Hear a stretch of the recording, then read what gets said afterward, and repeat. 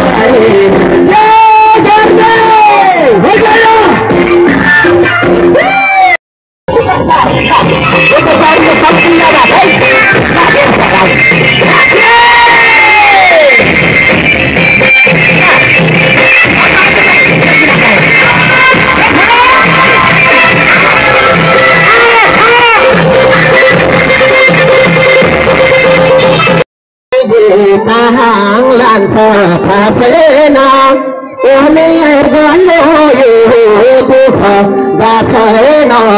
shirful shirata